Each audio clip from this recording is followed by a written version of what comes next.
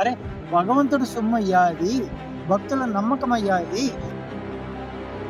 రాణిలు కూడా దోచుకు తిన్నారని చెప్పి పవన్ కళ్యాణ్ గారు చెబితే ప్రతి ఒక్కరు ఎక్కడేసుకున్న వాళ్ళ దగ్గర నుంచి పంచె కట్టుకున్న వాళ్ళ వరకు పవన్ కళ్యాణ్ గారిని నోటికొచ్చినట్లు మాట్లాడిన వాళ్ళందరికీ కళ్ళల్లో నీళ్లు ఎండిపోయి ఉండాలి. ఈ రోజుకి నాలుక ఖర్చుకుని ఉండాలి ఒక్కొక్కరు కూడా. ఎంత దారుణంగా విమర్శించారు పవన్ కళ్యాణ్ గారిని. ఆయన చెప్పింది అబద్ధమైందా, ఈరోజు నిజమైందా? పవన్ కళ్యాణ్ గారు సనాతన ధర్మం మీద ఎంత గౌరవంతో ఉంటారో సమాజంలో ప్రజల మీద కూడా అంతే గౌరవంతో ఉంటారు.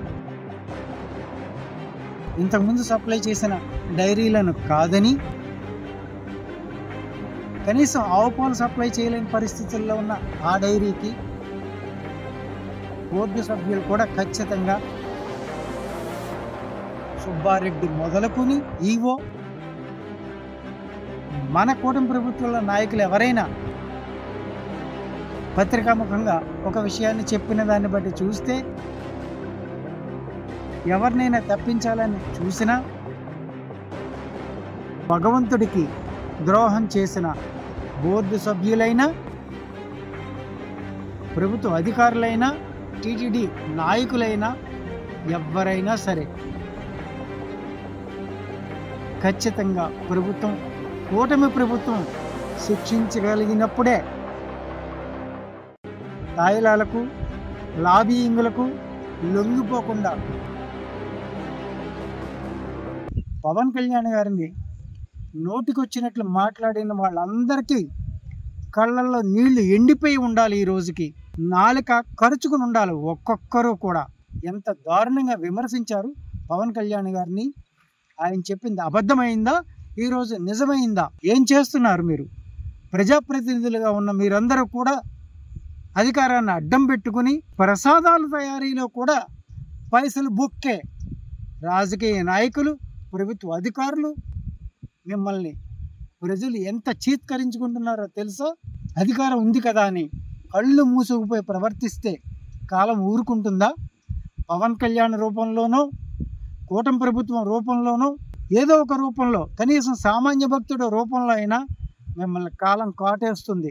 సిద్ధంగా ఉండండి. ప్రత్యేకించి తెలియజేస్తుంది, సోయాబీన్ ఉంది, sunflower, olive oil, rapeseed, linseed, wheat germ, maize germ, cottonseed, coconut, palm ఆయిల్తో పాటు రిపోర్ట్లు బయటకు వస్తాయి. వైసీపీ నాయకులకి కానీ వారి మద్దతుదారులు కానీ నేను మనస్ఫూర్తిగా మీకు తెలియజేస్తున్నా, తప్పు జరుగుతుంటే, దాడులు జరుగుతూ ఉంటే, అపవిత్రం చేసుకుంటా వెళ్ళిపోతే చూస్తూ ఎవరు కూర్చోం, తప్పు, అది కూడా తప్పు అవుద్ది.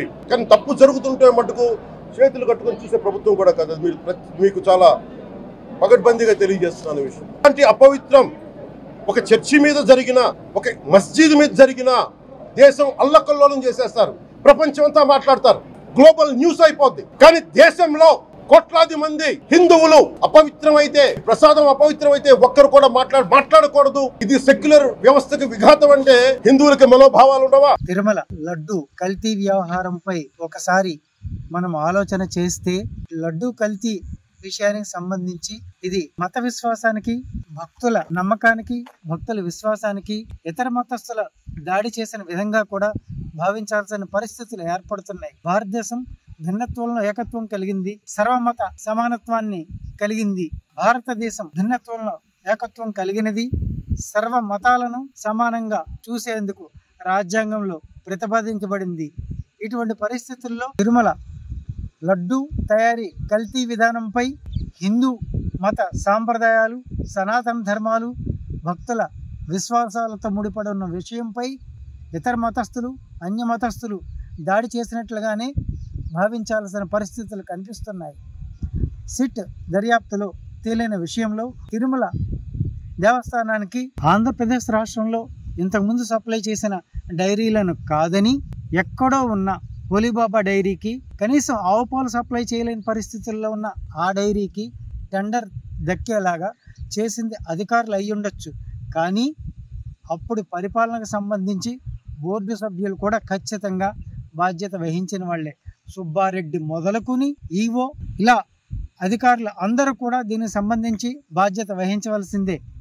దీనికి సంబంధించి ప్రతి ఒక్కరూ చట్టరీత్యా శిక్షకు అర్హులే.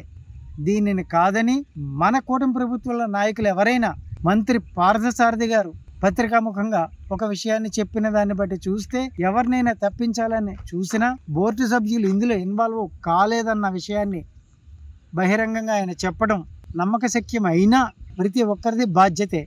దొంగతనం జరుగుతున్నప్పుడు దొంగతనాన్ని చూస్తూ ఉండిపోయే వాళ్ళకన్నా దానిని కనీసం చెప్పే ప్రయత్నం చేస్తే బోర్డు సభ్యుల్లో ఎవరో ఒకళ్ళు ఈ విషయాన్ని బయటికి చెప్పి ఉంటే ఆనాడే ఈ అఘాయిత్యానికి అంతం పలికేది. అలా కాకుండా అందరూ కలిసి ఈ ప్రభుత్వ అధికారులు, టీటీడీ అధికారులు, బోర్డు సభ్యులు, సుబ్బారెడ్డి గారితో సహా అందరూ దీనికి బాధ్యులే. ఎందుకంటే కొన్ని కోట్ల మంది ఈ 5 సంవత్సరాల్లో ఎంతో నమ్మకంతో భగవంతుడిని దర్శనం చేసుకుందుకు దేశ విదేశాల నుంచి కూడా వచ్చి దర్శనం చేసుకుంటున్న వారి మనసును గాయపరిచారు. గాయం అంటే ఎలా ఉంటుందో తెలియని ప్రజాప్రతినిధులకు భగవంతుడు కాలము సిట్ రూపంలో శిక్ష విధించడానికి సిద్ధపడిందని చెప్పాలి. ముఖ్యంగా ప్రభుత్వ పనులకు సంబంధించి టెండర్ వేసే సమయంలో టెండర్ని నిర్వహిస్తున్న అధికారులు కాన్ఫిడెన్షియల్గా బాధ్యతాయుతంగా ఉండవలసిన వారు. అటువంటిది వారే ఈ విషయాన్ని పైసలకు కక్కుర్తపడి ప్రజాప్రతినిధులకి, కాంట్రాక్టర్దారులకి కొంచెం క్లూ ఇచ్చి ఉంటారు. అందువల్లే తిరుమల తిరుపతి దేవస్థానంలో కల్తీ నెయ్యి జరగడానికి ఇష్టారాజ్యంగా అధికారం ఉన్నంత వరకు దాన్ని పంచుకుని దోచుకుని తినటానికి, అరే భగవంతుడు సొమ్మయ్యా అది, భక్తుల నమ్మకమయ్యా ఇది, దానిని కూడా దోచుకు తిన్నారని చెప్పి పవన్ కళ్యాణ్ గారు చెబితే ప్రతి ఒక్కరూ నిక్కరేసుకున్న వాళ్ళ దగ్గర నుంచి పంచె కట్టుకున్న వాళ్ళ వరకు, కుర్రోడు దగ్గర నుంచి కాటికి కాలు చాపే వాళ్ళ వరకు కూడా ఎంత దారుణంగా పవన్ కళ్యాణ్ గారిని వీధికి లాగారు.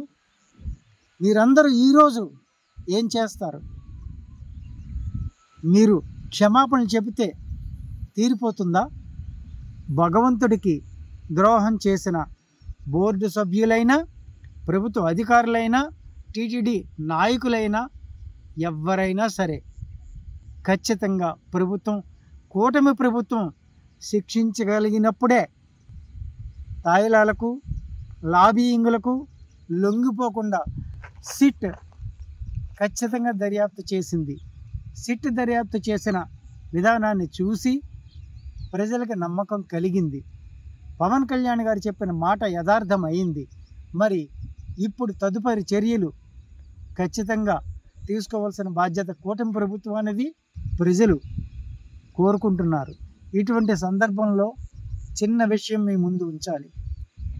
250 కోట్ల రూపాయలు కోసం ప్రసాదంలో కొల్లగొట్టిన ఆ డబ్బు దారుణమైనది కాదా? ఎందుకు ఇలా చేశారు అని ఇప్పుడు ప్రజలు అడిగితే మీ దగ్గర సమాధానం ఏముంది? ప్రసాదం తయారీలో కూడా పైసలు కక్కుర్తుపడుతున్న పార్టీ నాయకులు, ప్రభుత్వ అధికారులు ఇప్పటికైనా బాధ్యతగా మసులుకోండి. మీ కుటుంబాలు, మీ పిల్లలు, భావితరాలు మీకోసం ఇకపై చెడ్డగా చెప్పుకోకుండా ఉండేలా ప్రయత్నించండి. తప్పును ఒప్పుకోండి. శిక్షను చట్టం నిర్దేశించిన మేరకు మీరు అనుభవించాల్సిందే. భగవంతుడు, కాలము ఎవ్వరిని తప్పిపోనివ్వవు, వదిలిపెట్టవు. అధికారుల రూపంలో కావచ్చు, కూటమి ప్రభుత్వ రూపంలో కావచ్చు.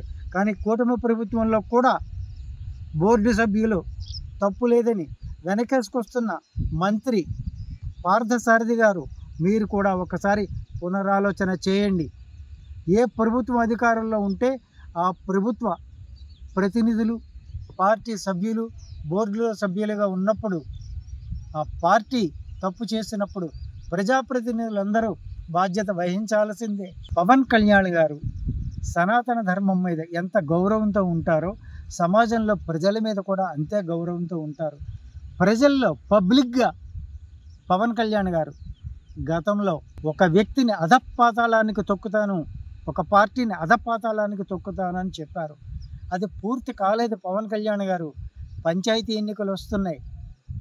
అప్పుడు మీరన్నట్లుగా జగన్ అనే వ్యక్తిని, వైసీపీ పార్టీని అధపాతాళానికి తొక్కడానికి సిట్ నివేదిక ఒక ఆయుధంగా మలుచుకోండి. ప్రజలు కోరుకుంటున్నారు.